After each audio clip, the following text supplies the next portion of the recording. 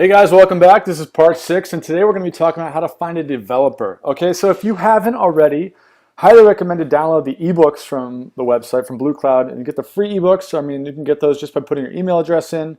Those are also in the resource section down below. And if you haven't purchased the premium ebooks, there'll be a link from the free ebooks into that. I would recommend that if you're interested in hiring a developer. There's a full case study on all this. That's more for hiring or just an app developer, but we're going to talk about hiring a Reskin developer today. But it provides a lot of copy, paste, and templates. So if you're interested in that, definitely check that out. There'll be a link in the resources section, and it'll just give you a lot of good information. All right, so today what we're going to talk about is how to pick the right developer for Reskinning. Now, a lot of this is going to be similar to how you just hire a good developer, and we're not going to get into the nitty-gritty details. A lot of that's for the ebook. What we're going to talk about is just how should you frame it? You know, what should you be thinking about when you're going into this business, and what's different about Reskinning that you need to know about, right? So the goals of this video are going to be, one, is how to find cost-effective developers that get it done how the way you want it to get done. You know, like spending your money the right way. Second is you want to get projects done in a timely manner. Now, this may seem like an obvious piece of it, but anyone out there who's ever done any sort of development project with software, or even, you know, just in any corporation or business or anything, I mean, things just take time. And one of the most important parts of business is just getting things done on time. And finally, just how to establish trust with a developer, specifically for Reskinning, because there's a lot of, you know, intellectual property issues, and a lot of people start to say, well, you're going to steal my idea, you're going to steal my source code, and you know, how to walk through that. So first and foremost, how do you find the right developer? Now, if you haven't read the ebooks, essentially what it comes down to is you want to use the outsourcing websites. So Elance and Odesk are going to account for 90% of your search. Like, you can try to find them in other places, that's totally fine, but those two websites are going to pretty much cover all your bases. So you probably want to start there. Now, the good news is you don't need the best developer in the world to skin an app, all right? You don't need to go hire some guy who's 125 bucks an hour who can code every which way and blah, blah, blah, blah. Like, you don't need the top of the top. You just need someone who can follow directions and put the pieces together. Now, the bad news is finding the right developer can take time and money. Now, I'm not doing this to scare anyone. I'm just being very honest, because I'm always going to be honest with you guys. I'm never going to like blow smoke. You know, it's just, this is what it really is all about. And here's some of the characteristics that make a good developer, someone that you want to hire, not only for Reskinning, but just for apps in general. One is you trust them. And trust is, everyone has a different way of gaining trust, depending on, you know, your type of relationship with your developer. But that's number one, is you always want to trust them. You never want to have to go to sleep worrying if this person is screwing you over. Second is you want to have awesome communication, you know, daily updates if that's what you want, or every other day, or weekly, or however you want to do it, through Skype or email. I tend to get Skype updates with, you know, just chatting with Instant Messenger or Google Chat, getting messages on Elance or email, whatever it may be. You always want them to be proactive with telling you what's going on. They have to be able to meet deadlines, and it's better to give a lot of smaller deadlines than it is to give one big deadline. So you always want to be like, all right, well, in 3 days I need this done, in 2 days I need this done, and have them deliver every single time. You got to have a enjoyable personality. If you have someone that's just very, very mechanical and they're just hard to work with, it's not going to be good for anyone, and you're going to have a hard time explaining things to them, and vice versa. You want to be able to get quality work. You want to be able to get it and not have to say, all right, well, now I got to spend 3 days bug testing all this. You want to get the quality stuff. You want to get someone who's very eager to make you happy.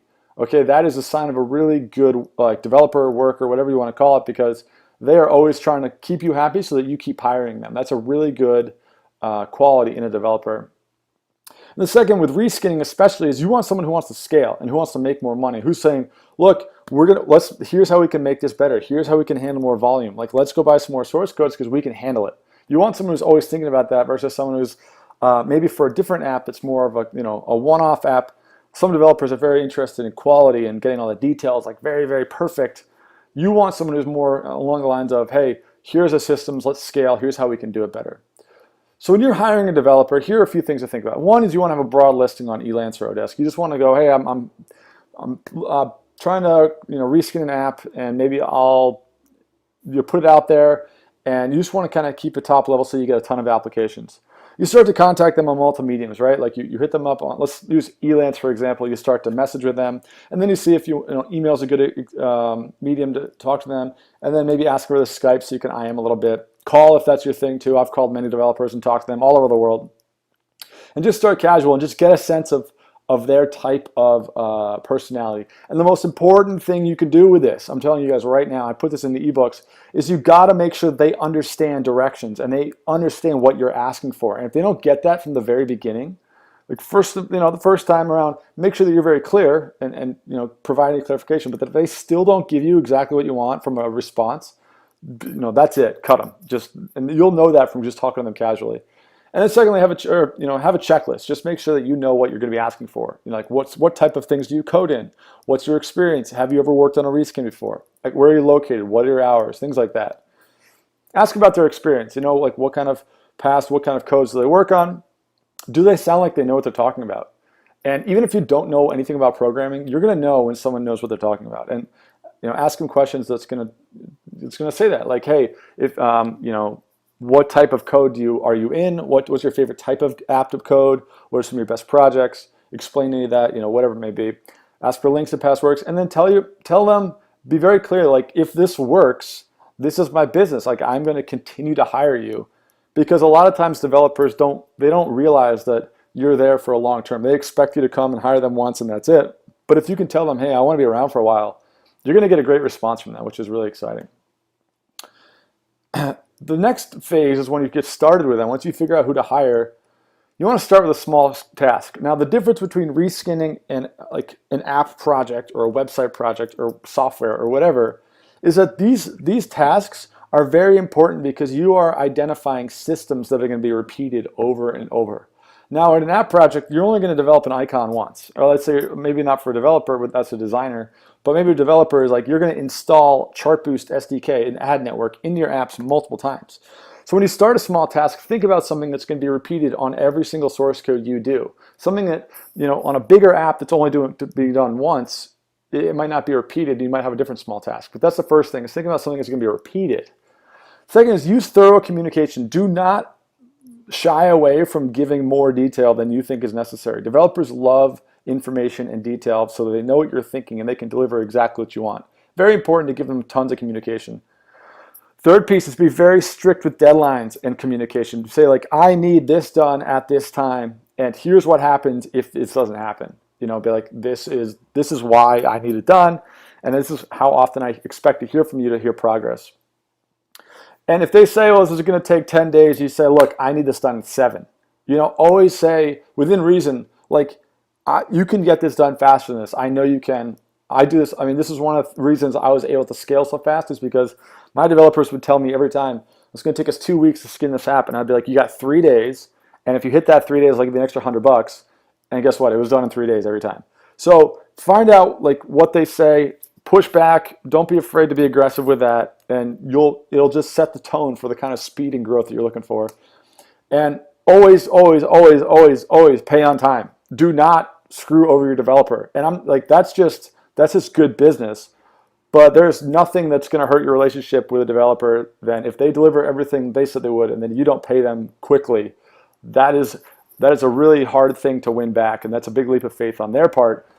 It's a great way to establish relationships. So always pay on time and be very appreciative of their work. So here's one, kind of a reskin developer versus an app developer that I think is just good to point out, right? So when you're doing reskin development, think about you're setting up repeatable systems. So you're not just hiring a developer or a designer. You're hiring someone who's going to do specific development tasks over and over and over and over again. So think about that when you're starting to hire a developer. Like, can this person do one thing really well, get that dialed, and then do the next thing really well? Maybe an example of that is, can they take images from a designer and put them into a source code project correctly? They're going to have to do that many times. And so that's a system that you'll want to be able to do repeatable. The second thing is, can they do batch work? Where, let's say you start scaling and you want to put out 10 apps a month.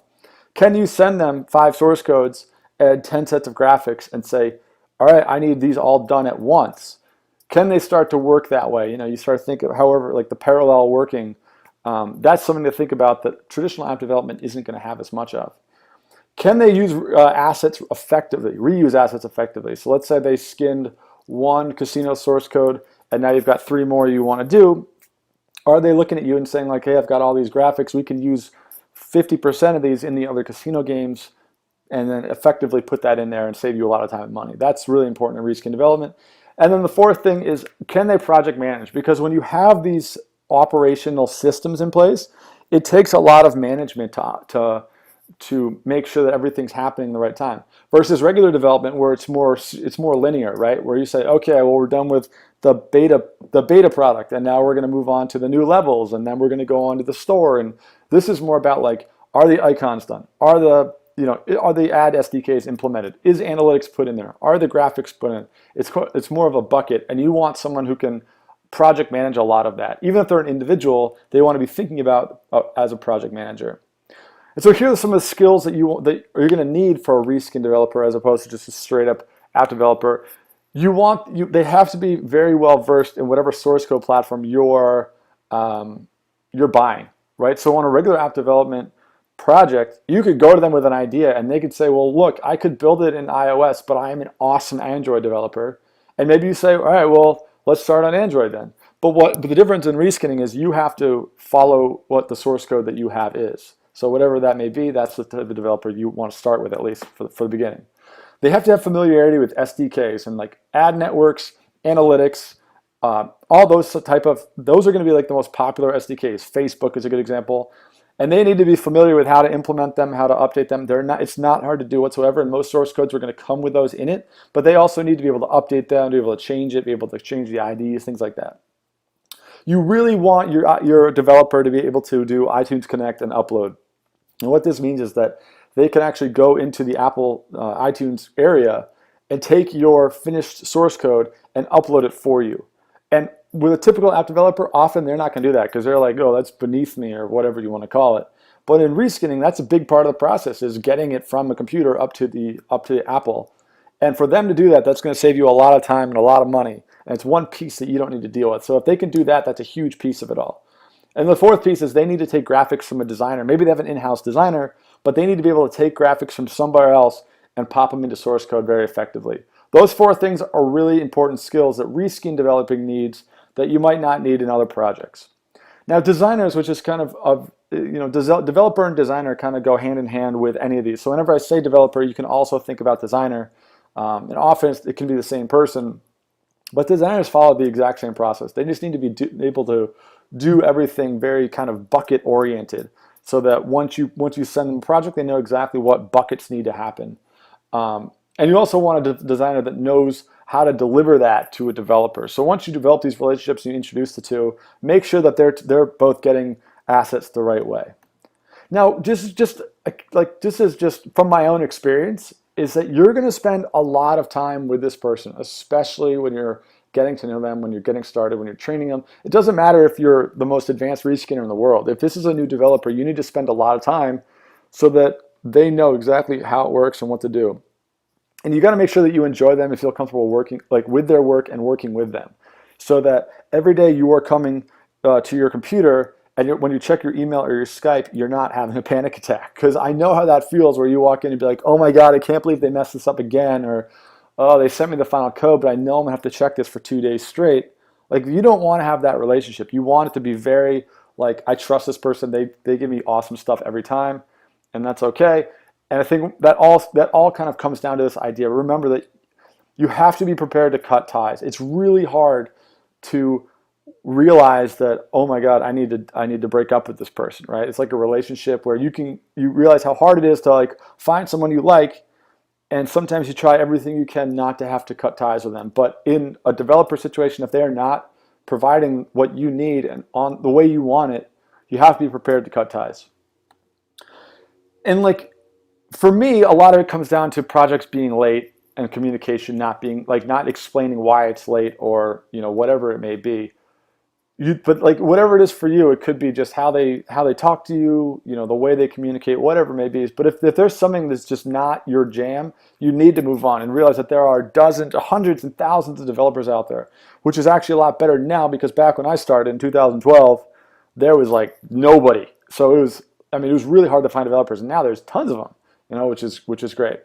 And finally, you always want to have a backup team, or at least, knowing that you're going to have to go through the process again. And this is not necessarily the funnest part of the business, but it is important. But this also brings up a really good point, is that there are a lot of options we have now, especially in reskinning. There's a lot of things that are coming up, like reskinning services, where they're almost turnkey services that you don't even need to go through the whole process.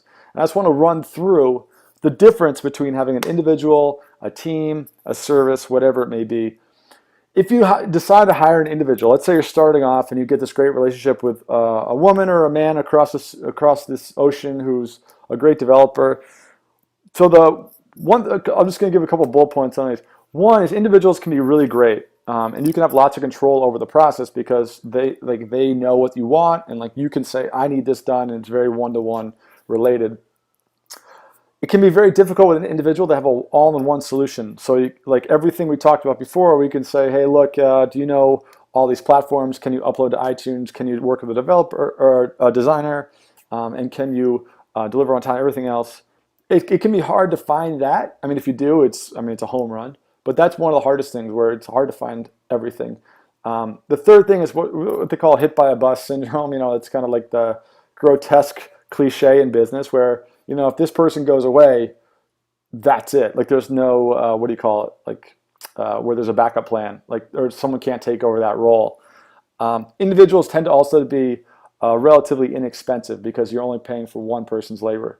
Now, on the flip side of that, teams, which is typically where I've been in my reskin journey, just because the services didn't really exist, they can be built and curated to become operation machines because they have multiple people and they have the ability to pull in more people.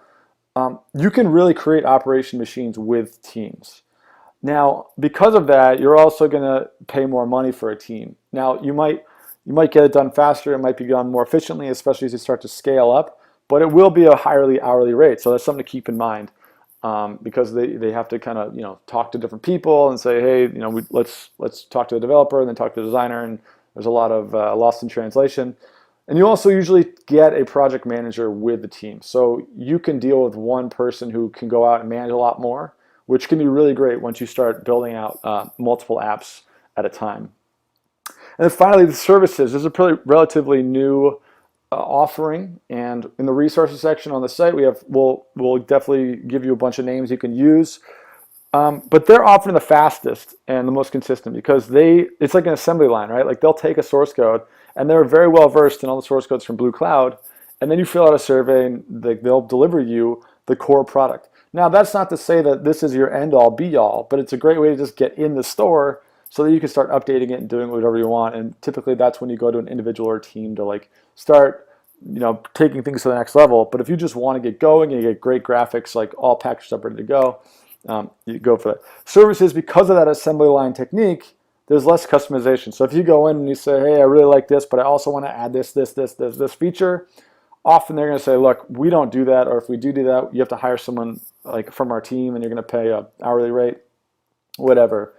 And services tend to be very fair pricing. It's almost like a menu, right? Like, oh, you want this code skinned this way, this time frame, it's going to be $300 or whatever it may be, which can be really relieving when you're hiring a developer for reskinning. And once you've found your management rhythm, you're going to skyrocket to success. It really does come down to just trial and error, understanding what you want, what other people want, like what works for you, what works for other people.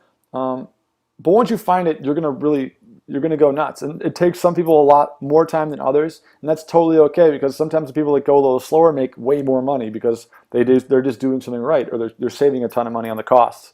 So just figure out what works for you, how fast you want to go, what kind of relationship you like, how involved you want to be, how much work you're going to be doing with the process. And once you nail that and you're really comfortable with it and you're waking up every day being like, all right, we're making moves, we're making progress, you're going to skyrocket. It's good for sure. So let's just do a quick wrap up right here. The first thing, finding a developer is going to be an ongoing task. Even if you have a team you love, realize that it's just part of the business. Like that's just it. It's always making sure that you have a developer that you're really pumped on. It does take some time. It can take some money to do some projects, do some test projects, but that's okay because it's not going to be more than a couple $100. Like a test project might cost $30 or something like that, but it's well worth it to curate who you want. And the character and the personality of the people you hire is just as important as the experience. I mean, that's true with any employee you have, is that you need to get along with them. There needs to be a good rapport for the quality to really come through and for there to be a good synergy. so that the communication and the deadlines happen, because those are the number one thing that are going to keep the speed in the business going and the costs down and quality high, everything like that.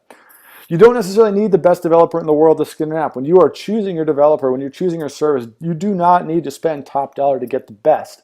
What you need is you need to give them the best direction and the best communication and the best training, and that's all up to you. And you can, you'll be able to work with them, and it's going to be an evolving process.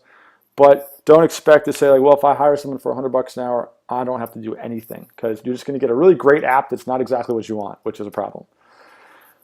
Lastly, you have to know when it's time to move on. That's part of the game, and I would recommend, making sure that you have a backup team available. Always remember that you have like these services that you can go to and just give them a shot, but always remember that you are not stuck with one developer. Even if you feel like you are, there's always other options, and that's really important just to keep your head above the clouds.